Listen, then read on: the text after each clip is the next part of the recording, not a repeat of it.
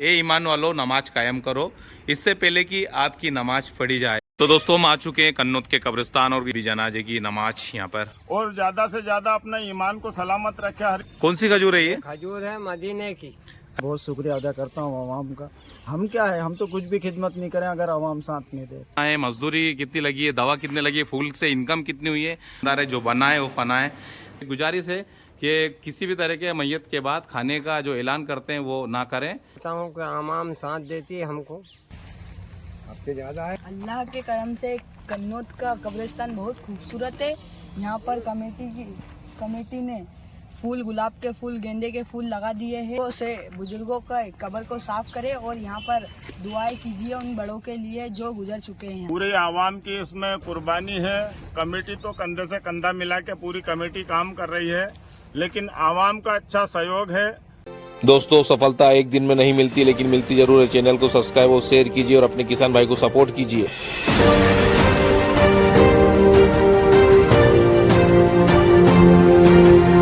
अस्सलाम वालेकुम दोस्तों, मैं मंसूर खान आज आया हूँ मध्य प्रदेश के देवास जिले की छोटी मेवात यानी कन्नौज तहसील में। और कन्नौज तहसील का मैं आपको एक बहुत ही खूबसूरत और बहुत ही बेहतरीन कब्रिस्तान का मैं दीदार कराने जा रहा हूँ। अगर आप मेरी छोटी मेवात के यूट्यूब चैनल पे हैं तो चैनल को सब्सक्राइब कर लीजिए, ज़्यादा से ज़्यादा शेयर करें और बने रहिए एंड तक। साथ ही मैं आपको दिखाने जा रहा हूँ कि दोस्तों हम ज़िंदगी में बहुत कुछ करते हैं, छोटे स्तर से बड़े स्तर तक जाते हैं, मेहनत करते हैं दिन रात अपने तरक्की के लिए, अपने आपके परिवार की तरक्की के लिए, लेकिन हम हमारे आखिरत के लिए क्या करते हैं बल्कि हम जानते हैं, हमने कई जगह लाइन देखी होगी, सुनी होगी कि जो बना है वो फना है और हर जानदार चीज़ को मौत का मजा चखना है। और हम भली दुनिया में कितना ही शोहरत कर लें, इज्जत का कमा लें, कितने धन कमा लें, कितने प्रॉपर्टी मकान कमा लें, लेकिन एक दिन हमें इस कब्रिस्तान में आना है। चाहे जो भी हो, चाहे मैं हूँ या कोई भी हो, सबको मरना है और मर के इस कब्रिस्तान में आना है। लेकिन आने से पहले हमारी क्या तैयारी है, ये हमें इस पर सोचना होगा। हम कितने वक्त की नमाज कायम कर रहे हैं, कितने नमाज पढ़ रहे हैं, कितने लोगों की मदद कर रहे हैं, कितना इंसानियत का फ़र्ज निभा रहे हैं, कितने अच्छे काम कर रहे हैं, कितने अच्छे हमारे अमाल हैं, और हम हमारी आवाम के लिए, हमारे लोगों के लिए, हम हमारे कौम के लिए क्या कर रहे हैं, कितना फ़ायदा पहुंचा रहे हैं। ये बहुत बड़ा एक सोचने का विषय है। आज हम कब्रिस्तान कमेटी के मेंबर जो जिम्मेदार लोग हैं उनसे मिलेंगे, मुलाकात करेंगे, वहाँ की खूबसूरती क्या है और कब्रिस्तान में किस तरह की उन्होंने मेहनत की है और किस तरह से वहाँ पर पेड़ पौधे लगा रखे हैं, फूल लगा रखे हैं, अलग अलग तरह के फल फ्रूट लगा रखे हैं, उन्होंने किस तरह से साफ़ सफाई में मेहनत की है, वहाँ की किस तरह से आज कितने लागत से ये कन्नौज का कब्रिस्तान, चाहे कन्नौज हो या खातेगांव हो या सतवा तहसील में सबसे बेहतरीन कब्रिस्तान में से एक कब्रिस्तान माना जाता है। कन्नौज की कमेटी, जो कब्रिस्तान कमेटी, कन्नौज के जो अवाम हैं, जो लोग हैं वहाँ के, उन लोगों की मेहनत, उन लोगों की कुर्बानी बहुत ही सराहनीय है। और मैं जितनी हो सके उनकी तारीफ़ करूं वो कम है, क्योंकि जो मैं तारीफ़ कर रहा हूं वो तारीफ़ लायक है या नहीं है, हम आपको इस वीडियो में बताने जा रहे हैं। तो आपसे फिर एक बार निवेदन है, गुजारिश है कि अगर आप मेरी छोटी मेहनत के यूट्यूब चैनल पर नए हैं तो चैनल को सब्सक्राइब कर लीजिए और बने रहिए एंड तक। तो दोस्तों हम आ चुके हैं कन्नौज के कब्रिस्तान और ये देख सकते हैं आप कब्रिस्तान के गेट पे हैं और जस्ट पास में एक आपको पूरा रूम दिख रहा है, पूरा लंबा चौड़ा हाल है इसमें, जहाँ पे लिखा नमाज गाह। यहाँ पे नमाज जनाजा के लिए पूरी व्यवस्था की गई है। यहाँ पर यहाँ की जो अवाम है, कमेटी है, कमेटी के द्वारा यहाँ पे जब भी जनाजे की नमाज यहाँ पर कायम होती है। और जस्ट पास में गेट है और गेट से हम अंदर जाएंगे और कन्नौज का कब्रिस्तान, खूबसूरत कब्रिस्तान का हम दीदार आपको कराने जा रहे हैं। नमाज जनाजे के लिए शानदार यहाँ पर हाल, बहुत लंबा चौड़ा हाल बनाया, आपको दिखाया हमने। और ये गेट है और गेट पे 2 इस्लामिक झंडे लगे हुए हैं। और जस्ट हम जैसे ही अंदर जाएंगे तो आपको अलग अलग तरह के यहाँ पर जो पौधे लगाए हैं कमेटी और यहाँ के अवाम के द्वारा, फूल लगाए हैं, अलग अलग तरह के फल फ्रूट लगाए हैं, वो सब आपको देखने को मिलेंगे। ये चैनल यहाँ पे गेट है, इसमें गेट के माध्यम से भी, ये राउंड वाला गेट है, इस घुमा के बाहर अंदर जा सकता है। और ये जो एक गेट है, मेन गेट है, यहाँ से बड़ी संख्या में अंदर जाने का ये रास्ता है। साथ ही आप जैसे देखेंगे तो दीवारों पे अलग अलग चीज़ें लिखी हैं। दीवारों पे आप देख सकते हैं नमाज जनाजे की, नमाज गाह में फ़र्श लगवाना, कब्रिस्तान के अंदर की तरह पेड़ रोड लगवाना, बहुत सारी जो चीज़ें यहाँ पे लिखी है। जस्ट राइट साइड में कुआं है और कुएं के जस्ट पीछे आप देखेंगे तो अशोक के पेड़ भी है और चंपा के पेड़ भी आपको देखने को मिलेंगे। और रंग बिरंगे यहाँ पे वाइट कलर का चंपा का पेड़ है और गुलाबी कलर भी आपको देखने को मिलेगा। नींबू और जस्ट पास में आप देखेंगे ये बड़ी टंकी रखी है, और ताकि जब भी यहाँ पर किसी तरह का इंतकाल होता है तो वज़ू की ज़रूरत पड़ती है, जब वज़ू के लिए पानी की ज़रूरत पड़ती है तो ये टंकी पूरी व्यवस्था कमेटी और यहाँ के आवाम के द्वारा बनाई गई है। और बहुत बेहतरीन ये कुआं है, कुएं में काफ़ी पानी भरा हुआ है, आप देख सकते हैं यहाँ पर। और यहाँ की आवाम को किसी तरह का कोई हिसाब अगर जानना हो तो यहाँ की जो कब्रिस्तान कमेटी है बहुत ही बेहतरीन यहाँ पर काम किया है। आप देख सकते हैं कब्रिस्तान कमेटी कन्नौज आपका तहे दिल से इस्तकबाल करती है। इस्तकबाल के बाद आप देखेंगे तो दिनांक लिखा है 21/2/2024 से लेकर 10/2/2025 तक का पूरा 12 महीने का हिसाब है। और हिसाब में आप देखेंगे एक एक चीज़ इन्होंने पूरी विस्तार से जानकारी दी है कि आप देख सकते हैं इसकी जो लागत कितनी है, इसमें खर्चा कितना है, मजदूरी कितनी लगी है, दवा कितने लगी है, फूल से इनकम कितनी हुई है, और निंदाई, सफाई, झाड़ी पौधे की, गड्ढा खुदाई, मतलब A to Z जानकारियाँ कब्रिस्तान कमेटी के द्वारा दी गई है। कुल खर्चा ये देख सकते हैं आप 3,05,050 रुपये, मतलब 50 रुपये भी उन्होंने विवरण दिया। देखते हैं बहुत सारी ऐसी कमेटियाँ रहती है जो एक मोटा मोटा अमाउंट दर्शाती है, लेकिन उन्होंने 50 रुपये का भी जिक्र किया है। तो आप देख सकते हैं कितना यहाँ साफ़ सुथरा काम है कमेटी का। हम कई बार देखते हैं कि बहुत सारे लोग पूछते हैं कमेटी हिसाब दे देगी, हिसाब दे देती है तो हिसाब में क्लियरिटी नहीं ला पाती, लेकिन ये जो कमेटी है आप देख सकते हैं कि इनका कितना क्लियर काम है। और क्लियर काम होने की वजह से ही आप कन्नौज का जो कब्रिस्तान है, कन्नौज खातेगांव सतवां तहसील में से सबसे बेहतरीन और सबसे खूबसूरत कब्रिस्तान ये जाना जाता है। आसपास के लोगों से मैंने जाना तो यही कहा कि कन्नौज का कब्रिस्तान वहाँ की जो कमेटी ने मेहनत की है वो काबिल तारीफ़ है। तो देख सकते हैं दोस्तों कितना बेहतरीन ये काम यहाँ की कमेटी ने किया है। हम थोड़ा आगे बढ़ते हैं तो दीवार पे बहुत ही शानदार ये पेंटिंग की गई है, और पेंटिंग में बहुत ही बेहतरीन ये मैसेज यहाँ की कमेटी के द्वारा लिखवाया गया, ए ईमान वालों नमाज कायम करो इससे पहले कि आपकी नमाज पढ़ी जाए। मतलब ये बहुत बड़ा मैसेज है। और जैसे हम गेट से अंदर घुसते हैं तो अंदर घुसते आपको बहुत बड़ा मैसेज देखने को मिलेगा कि ईमान वालों, ये बहुत मोटी बात कही है उन्होंने कि ईमान वालों, अगर आपके पास ईमान है तो नमाज कायम करें इससे पहले कि आपकी नमाज पढ़ी जाए। और जैसे जैसे हम आगे बढ़ते हैं तो कमेटी के द्वारा और दूसरा ये मैसेज देखने को मिल रहा है, ये कौम के लिए आज के जो मौजूदा हालात है, हालात को देखते हैं हम। जब कोई किसी के घर इंतकाल हो जाता है तो बड़े शोर शराबे से चिल्ला के न कहते हैं कि भाई मौत की मैयत के खाने का ऐलान, बड़े उससे मतलब बड़ा गर्व के साथ, फ़ख्र के साथ महसूस करते हैं कि भाई मैयत हो चुकी है, उसके बाद खाने का ऐलान करते हैं कि खाना खा के जाएँ। मेरे भाई किसी के घर गमी हो गई है, वो दुख तकलीफ़ में है, वहाँ पे किस तरह का माहौल है, उसके बीच खाने की दावत देना कहीं ना कहीं शरीयत के हिसाब से भी गलत है। और शायद मैं इतनी जानकारी नहीं है, लेकिन हमारे इमाम भी इस तरह की चीज़ों का कभी भी बढ़ावा नहीं देते। साथ ही कमेटी ने बहुत अच्छा मैसेज लिखा है, यहाँ पे हिंदी में लिखा है बड़े मोटे मोटे अक्षरों में, मौत मैयत के खाने का ऐलान करना सख्त मना है। गुजारिश कर रही है, कोई आदेश नहीं है, उनकी गुजारिश है कब्रिस्तान कमेटी की कि आप ये गुजारिश हमारी है, आप गुजारिश माने। अगर आपको फिर भी करना तो ये आपकी मर्जी, लेकिन उनकी जो एक गुजारिश है कि किसी भी तरह के मैयत के बाद खाने का जो ऐलान करते हैं वो ना करें, ये हमारी गुजारिश है, ये सख्त मना है इनकी तरफ से। और आप देख सकते हैं ये जो पूरा हाल है यहाँ पर, मैयत जब हो जाती है तो जनाजे की नमाज होती है, और ये पूरा बेहतरीन यहाँ पर बनाया गया है हाल। और आप देख सकते हैं लाइट के साथ करीब 4 से 5 पंखे लगाए गए हैं, ताकि जो भी नमाज अदा करते हैं तो उनको किसी तरह की दिक्कत का सामना नहीं करना पड़े।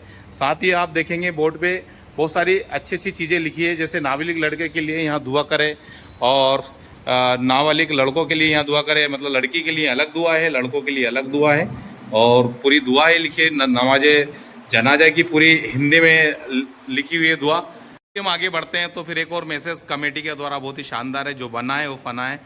हर चीज़, जानदार चीज़ को मौत का मज़ा चखना है दोस्तों। और आप देख सकते हैं कमेटी की मेहनत और उनकी लगन को देख सकते हैं, कितनी शानदार ये व्यवस्था। अगर यहाँ पे जैसे किसी की मैयत होती है तो पूरी यहाँ पर पट्टी की लकड़ी की व्यवस्था कर रखी है ये कमेटी के द्वारा, ये इनका पूरा सहयोग बना रहता है। हमारे रईस भाई नद्दी वाले से जानने की कोशिश करेंगे कि जो पेड़ों के बीच में वो खड़े हैं कौन से पेड़ हैं, और लगभग कितने साल पहले इन्होंने लगाए थे इनकी कमेटी ने, और ये कब फल देने लग जाएंगे। अस्सलाम वालेकुम रईस भाई। वालेकुम अस्सलाम। ये अपने सुरजना के पौधे हाइब्रिड, करीब 1 साल होगा इनको, इस साल से उत्पादन देने चालू हो जाएंगे। पूरी आवाम की इसमें कुर्बानी है। कमेटी तो कंधे से कंधा मिला के पूरी कमेटी काम कर रही है, लेकिन आवाम का अच्छा सहयोग है। और कब्रिस्तान में डेली सुबह सुबह करीब आधा घंटा अपने मोती मस्जिद के पेश इमाम आते हैं, कुरान पाक की तिलावत करके पूरे बुजुर्गों के लिए इसाले सवाब पहुंचा के जाते हैं डेली। सुबह सुबह फजर की नमाज पढ़ के सीधे यहीं आते हैं कब्रिस्तान में। वालेकुम। वालेकुम अस्सलाम। दोस्तों हम कन्नौत के जो कब्रिस्तान है, खूबसूरत इस कब्रिस्तान में छोटे छोटे बहुत प्यारे बच्चे आए हुए हैं। हम जानने की कोशिश करते हैं कि क्यों यहाँ पर आए हो कब्रिस्तान में, और माशाल्लाह कितना शानदार ये लिबास में, टोपी में और कुर्ते में आए हैं। क्या नाम आपका? अरमान शेख। और अभी आप फिलहाल कन्नौत के कब्रिस्तान में हैं, क्यों आए हैं आप? ये भाई की कब्र है, यहाँ तो आ गए थे दुआ हुआ करने। अच्छा, दुआ के लिए आए हैं। आप आते रहते हैं यहाँ पे? हाँ। और कन्नौत की जो कमेटी है, कब्रिस्तान कमेटी ने जो काम किया आने वाले ये पिछले जो 5 साल में, तो इस काम से कितना संतुष्ट हैं आप? बहुत संतुष्ट है। कन्नौत का कब्रिस्तान के बारे में कुछ बोलना चाहेंगे? यहाँ के पेड़ पौधे फूल और जिस तरह से लगे हुए हैं यहाँ पर, तो यहाँ की कमेटी ने जो मेहनत की रही उसके बारे में कुछ कहना चाहेंगे आप? अल्लाह के करम से कन्नौत का कब्रिस्तान बहुत खूबसूरत है। यहाँ पर कमेटी ने फूल, गुलाब के फूल, गेंदे के फूल लगा दिए हैं। तो कब्रिस्तान को कब्र पे डालने के लिए, बहुत सवाब कमाने के लिए ये काम किया है उन्होंने। लगातार पिछले 5 सालों से हम देख रहे हैं कन्नौत की कमेटी जो है, कब्रिस्तान कमेटी लगातार मेहनत कर रही है। और पहले एक ज़माना था, एक टाइम था कि बच्चे भी नहीं आ पाते थे कब्रिस्तान में। आज के बच्चे भी घूमने आते हैं कि यार चलो ठीक है, हमारे जो बुजुर्ग हैं, हमारे से 20 से जो गुजर चुके हैं, उनकी कब्र पे जाके ने हम बैठेंगे वहाँ पर, कुछ टाइम वहाँ पे समय बिताएंगे, उनके हक़ में दुआ करेंगे। तो आप कितना संतुष्ट है कन्नौत की कमेटी, जो कब्रिस्तान कमेटी है? बहुत संतुष्ट है। यहाँ पर बैठने की भी अब व्यवस्था कर दी। पहले तो रोड भी नहीं दिखता था, कब्र पे चढ़ जाते थे लोगों। अब तो रोड भी बना दिया, तो कब्र पे भी नहीं चढ़ते, सब दिखता है पूरा क्लियर। तो यहाँ बैठने में भी अच्छा लगता है। साथ ही और आपके माध्यम से कोई मैसेज देना चाहेंगे आसपास के जो ग्रामीण एरिया में कब्रिस्तान बने हुए हैं, तो उन लोगों को कुछ मैसेज देना चाहेंगे आप? तो यहाँ पे ग्रामीण वाले, गांव वालों से भी है गुजारिश है कि यहाँ पर आए कब्रिस्तान में और अपने बुजुर्गों का कब्र को साफ करें और यहाँ पर दुआएं कीजिए उन बड़ों के लिए जो गुजर चुके हैं यहाँ से। हम हमारे जो रईस भाई नदी वाले हैं, नसीब टेलर साहब है, नाना, इनसे जानने की कोशिश करेंगे कि कन्नौत का जो कब्रिस्तान है इतना खूबसूरत है, यहाँ पर हर तरह के पौधे पेड़ लगाए हैं, तो कितना ये टोटल एरिया में फैला हुआ है कन्नौत का कब्रिस्तान, और किस तरह से ये लोग यहाँ पर मेहनत करते हैं और किस तरह से अवाम इनका सहयोग करती है। अस्सलाम वालेकुम रईस भाई। वालेकुम अस्सलाम। रईस भाई, मुझे ये बताएं कि कन्नौत का जो कब्रिस्तान है लगभग कितने एकड़ में होगा ये फैला हुआ? लगभग भाई साहब ये 6 एकड़ में है कब्रिस्तान कन्नौत का जी। और ये 15 वार्ड के जितने भी हैं, अपनी करीब 6 मस्जिद हैं जी। 6 मस्जिद के आवाम का एक ही कब्रिस्तान है। पूरे कन्नौत के जो भी हैं वो एक ही कब्रिस्तान में लाकर सुपुर्द खाक करते हैं। मतलब कन्नौत तहसील है और तहसील में लगभग 6 मस्जिद है, और मस्जिद में जितने भी जो आवाम है जो जुड़ी हुई है, सारी आवाम का सिर्फ एक ही कब्रिस्तान है। बिल्कुल एक ही कब्रिस्तान है। और यहाँ की जो आवाम है किस तरह से सहयोग करती है जब भी आपको जरूरत पड़ती है? 6 मस्जिद है, 6 मस्जिद से जब भी ताउन की आवश्यकता लगती है तो सभी बढ़ चढ़ के हिस्सा लेके सहयोग करते हैं कमेटी का जी। जब भी टाइम पे जब भी उनसे सहयोग की आवश्यकता लगती है, जब सब जी खोल कर सहयोग करते हैं उसमें। और जैसे कि कई बार हम देखते हैं कि कमेटी भी मेहनत करती है, आवाम भी सहयोग करती है, लेकिन खर्चा बहुत ज़्यादा होता है। तो इसके लिए कुछ एक्टिविटी कर रहे हैं जो डेली रूटीन में या हफ्ते के हिसाब से कोई सहयोग करे, कमेटी समाज के लोग थोड़ा सहयोग ताउन करे, तो जिससे हम आपका जो मेंटेनेंस है चलता रहे। सहयोग के हिसाब से हमारे जो नाना है कमेटी की जानिब से जो रख रखा है खिदमतगार नाना को, वो इतवार का रोज जाते हैं। वो 10 रुपये प्रति घर की रसीद देते हैं और 10 रुपये प्रति घर से करीब 300 रसीद काट देते हैं नाना। तो उसका अपने को रूटीन में खर्चा चलता है। मतलब हफ्ते में एक बार ये 10 रुपये वाली रसीद आप पूरे कन्नौत में जो भी में करीब 300 घर काटते हैं। लगभग पूरे कन्नौत में नहीं भी जा पाते हैं। 3000 रुपये 3000 रुपये होते हैं बाजार के बाजार। नाना, जैसे कि आप बाजार के दिन निकलते हैं रसीद लेके, जी हाँ, तो आप घर घर जाते हैं, तो आपको किसी तरह की कोई दिक्कत आती है पैसे देने में? लोग बोलते हैं कि यार नहीं यार अभी नहीं है, बाद में ले जाना। मेरे से कोई दिक्कत नहीं, लोग हंस के देते हैं सभी। उनकी हंसी के पीछे का क्या राज है? मतलब वो कब्रिस्तान आके ने खुश हैं और संतुष्ट है यहाँ के जो काम हो रहा है? बहुत ज्यादा खुश है कि बाबा तू मर जाएगा तो यहाँ कब्रिस्तान का क्या होगा, कि इतना जानदार कब्रिस्तान कर रखा तूने यार। मैं क्या तुम लोगों की बदौलत है, आवाम की, मेरी क्या बदौलत, मेरी मेहनत है सिर्फ। इसके अलावा टेलर साहब, यहाँ सुनने में आता है कि जब रात में अगर मान लो जाए कोई इंतकाल हो जाता है या मैयत हो आती है रात में, तो रात जैसा नहीं लगता है, यहाँ पे इतनी अच्छी लाइट की व्यवस्था कर रखी है, तो उसके बारे में क्या बोलना इसके चाहेंगे? लिए लाइट कमेटी यानी कि मैं इसके लिए लाइट की पूरी व्यवस्था करके रखता हूँ यार। लगभग कितने यहाँ पे लाइट लगा रखे हैं, एलईडी लाइट या बल्ब एलईडी वगैरह? बल्ब कम से कम 35 एलईडी लगी हुई है पूरी कब्रिस्तान की, और एक्स्ट्रा रखी है 5-6 एलईडी रखे हैं। जब भी लाइट की जरूरत लगती है पूरी कब्रिस्तान में लाइट तार फैले हुए हैं कब्रिस्तान। मतलब कोई ऐसा अंधेरा जैसा नहीं लगता, पूरा उजाला हो जाता है? पूरे रोड पे यानी कि लाइट रहती पूरे है जैसे दिन ही हो रहा है। और इसके लिए बिल्कुल काम छोड़ देते हैं हम। हाँ। और कब्रिस्तान मैयत के लिए पहले सहयोग करते हैं, लाइट की व्यवस्था फुल रात हो करते हैं या उसके दिन लिए। हो। रईस भाई, मैं कई गांव घूमा हूँ और कई लोगों से मिला हूँ, और लोग बात भी करते हैं कि यार कन्नौत के कब्रिस्तान में अगर जो मेहनत करी है, साफ सफाई, उसका राज क्या है। और कई बार ऐसा लोग बोलते हैं कि हम जूते चप्पल बाहर उतार के आ जाते हैं, लेकिन एक कांटा भी, एक कंकर भी नहीं छुप पाता, इतना साफ सफाई है। तो इसके बारे में किस तरह की मेहनत होती है और किस तरह का आप लोगों का ये पूरा दिनचर्या रहती है इसमें? मेहनत क्या साहब, ये अपन ये सोच के करते हैं कि अपने बुजुर्गों की खिदमत करते हैं, अपने बुजुर्गों के लिए इसाले सवाब के लिए। जो भी लोग आते हैं, जुम्मे के रोज़ ज़्यादा लोग आते हैं, जुमेरात के रोज़ जो आते हैं इसाले सवाब के लिए, तो कोई तरह की परेशानी नहीं हो, साफ़ सफाई रहे, अपने बुजुर्गों को उसका सवाब पहुंचाते रहें आके, तो सारे लोगों को बहुत सुकून मिलता है। अपने बुजुर्गों के पास एक ना एक रोज़ आना चाहिए, और ये आखिरी मंजिल है, सभी को यहाँ पे आना है, इसी सोच के सब काम करते हैं सभी। कन्नौत के कब्रिस्तान में किस किस तरह के पौधे लगे हैं, थोड़ा हमें जानकारी बताएं, ताकि ज़्यादा से ज़्यादा लोग इस वीडियो के माध्यम से देखें कि कन्नौत का जो कब्रिस्तान है वो कब्रिस्तान कम और गार्डन ज़्यादा लगता है, बगीचा ज़्यादा लगता है, तो किस किस तरह के यहाँ पे पौधे लगाए गए हैं? साहब फुलवारी में तो करीब गुलाब से लेके गेंदे के ज़्यादा है, 3-4-5 वैरायटी के गेंदे भी लगाते हैं फुलवारी के लिए। उत्पादन के लिए सुरजने लगाए, करीब 200-250 पौधे हैं सुरजने के।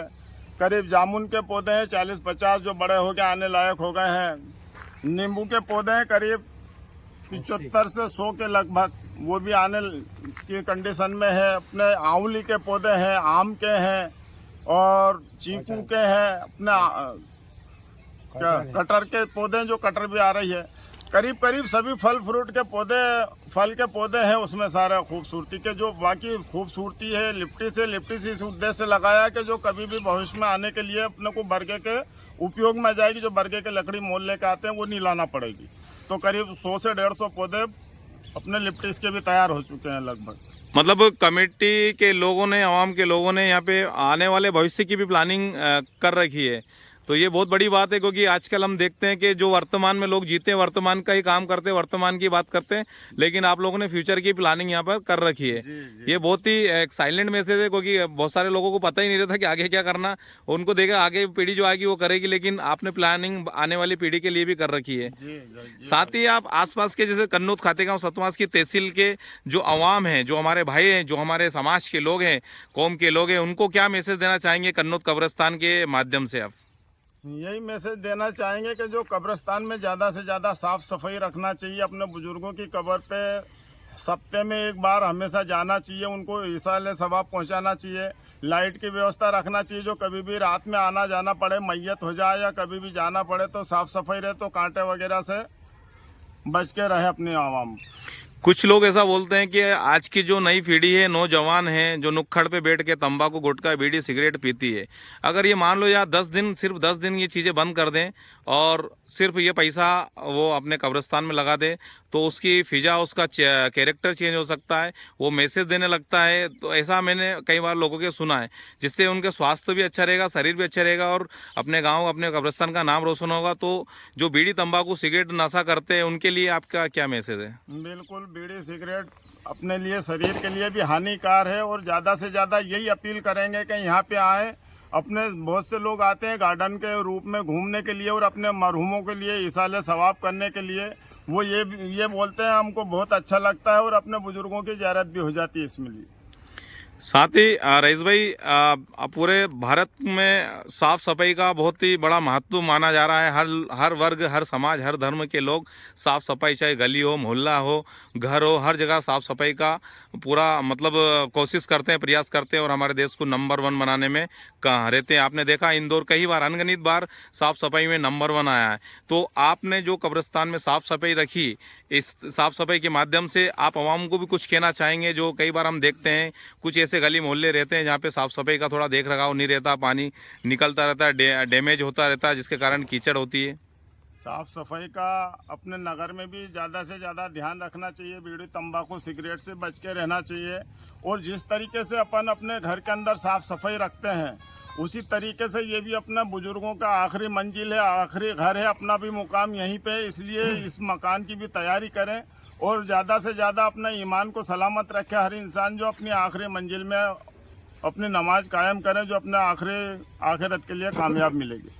साथ ही हाजी साहब में एक मैसेज मैंने पढ़ा था, जैसे गेट से मैं अंदर घुसा तो उल्टे हाथ पे लिखा हुआ था कि मैयत होने के बाद जो खाने की दावत का ऐलान ना करें, ये सख्त मना एक गुजारिश है कमेटी के द्वारा। ये क्या मसला है? एक अपील करी थी साहब के मट्टी देते रहते हैं अपन लोग अपने बुजुर्गों की, आधे लोग तो यहाँ मिट्टी देते रहते हैं और उसके पहले ही अपन अपने लोग मेहमानों के लिए ये बोलते हैं कि भैया खाना खा के जाना। तो अपन यहाँ आधे लोग तो मिट्टी दे रहे हैं और आधे लोग खाने की दावत दे रहे हैं, तो वो अपने लिए मुनासिब नहीं है। इसलिए अगर अपने घर पे मेहमान है तो उनको जो भी है खाना खिलाएं, जो भी है, लेकिन कब्रिस्तान में अगर दावत देने मुनासिब नहीं है। ऐलान ना करें जी।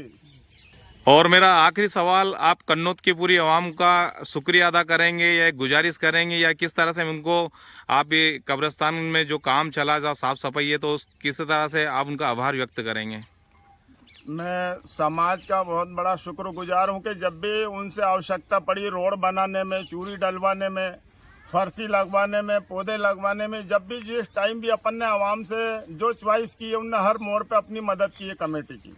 तो इसलिए मैं समाज का और बिल्कुल यहाँ पे बहुत एकजुट होकर काम करते हैं। 5 ही 6 मस्जिद के लोग और आवाम के सारे 15 ही वार्ड के लोग, जो भी हमारे नाना से कभी कोई मुंह नहीं मोड़ते हैं कमेटी से, और कमेटी को बिल्कुल दिल से साथ देते हैं। तो कमेटी भी उनका बहुत दिल से शुक्रिया अदा करती है। टेलर साहब, आप क्या कहना चाहेंगे कौम के लिए, आवाम के लिए, कन्नौत, खास करके कन्नौत की आवाम के लिए? सबसे पहले आवाम, हम उसके पीछे। आवाम का बहुत बहुत शुक्रिया अदा करता हूँ मैं कि कन्नौत की आवाम बहुत साथ देती है, हमारा दिल से साथ देती है, और मैं उसका बहुत शुक्रिया अदा करता हूँ आवाम का। हम क्या है, हम तो कुछ भी खिदमत नहीं करें अगर आवाम साथ नहीं दे तो। नाना, आप क्या कहना चाहेंगे आवाम के मैं भी लिए? यही चाहता हूँ कि आवाम साथ देती है हमको।